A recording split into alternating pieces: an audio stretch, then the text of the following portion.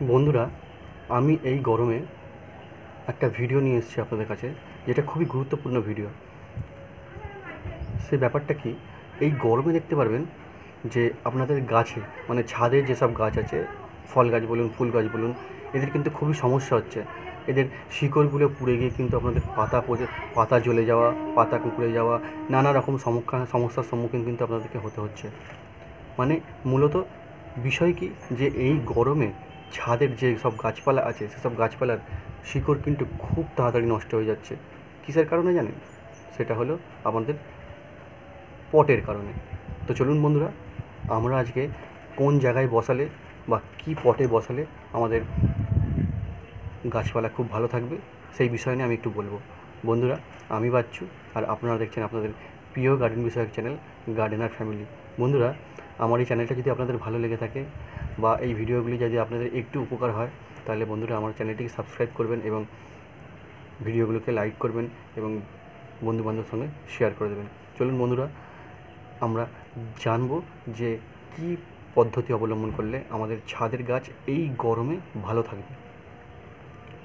বন্ধুরা, আমি অনেক দিন থেকে এই ব্যাপারটা নিয়ে এক্সপেরিমেন্ট করছি যে ছাদে গাছকে ভালো রাখার উপায় কী। তো বন্ধুরা, ছাদে ভালো রাখার উপায় এই গরমে, সেটা হচ্ছে একটাই উপায়, সেটা হচ্ছে গোড়াকে ঠান্ডা রাখতে হবে। আপনি দেখবেন যেসব গাছগুলোর গোড়া ঠান্ডা আছে, মানে গোড়াটা ছাওয়ায় আছে, গাছটা রৌদ্রে আছে, সেসব গাছগুলো কিন্তু কোনোই সমস্যা হয় না।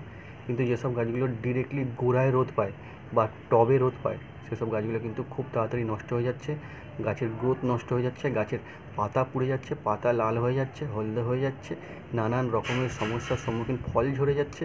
এইসব সমস্যার সম্মুখীন কিন্তু আপনাদেরকে হতেই হচ্ছে। এর কারণ কি বন্ধুরা?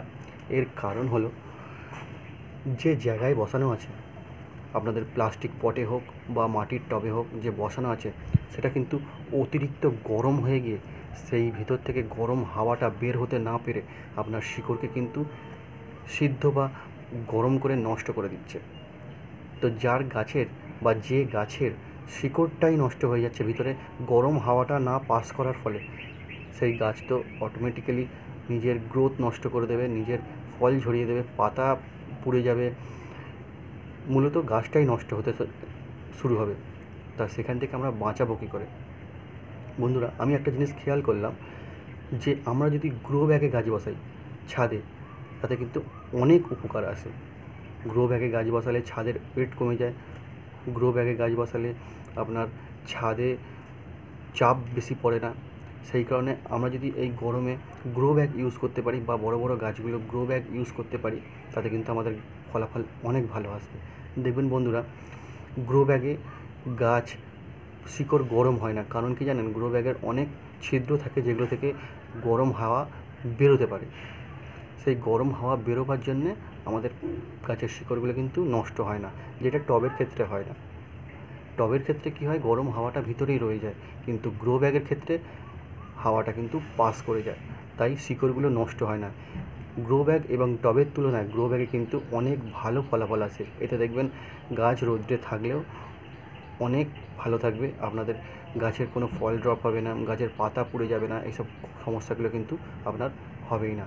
আপনারা চেষ্টা করবেন যে ছাদের যে গাছগুলো লাগাবেন, বড় বড় গাছগুলো, যেগুলোকে বেশি করে সানলাইটে রাখতে হয়, সেসব গাছগুলো গ্রো ব্যাগে রাখার চেষ্টা করুন। তাতে কী হবে, আপনার বর্ষাকালেও উপকার হবে। বর্ষাকালে উপকার বলতে গাছের গোড়ায় জল জমবে না, গ্রো ব্যাগ থেকে জল সব পাস করে যাবে, ওয়েল ড্রেনেজ থাকবে। প্লাস গরমকালে কী হবে, আপনার গ্রো ব্যাগ গরম হবে না, গরম হাওয়া ভিতরে থাকবে না, তার গরম এয়ারটা পাস করে দিয়ে শিকড়গুলোকে খুব ভালো রাখবে, আর আপনার গাছগুলোও সুস্থ থাকবে। বন্ধুরা, এই রাস্তাটা অবলম্বন করে দেখবেন, আপনারা নিশ্চয়ই উপকৃত হবেন। তো চলুন বন্ধুরা, এই ভিডিওটা এখানেই শেষ করা যাক। দেখা হচ্ছে পরবর্তী অন্য কোনো ভিডিওতে। ততক্ষণ ভালো থাকবেন, সুস্থ থাকবেন। ধন্যবাদ।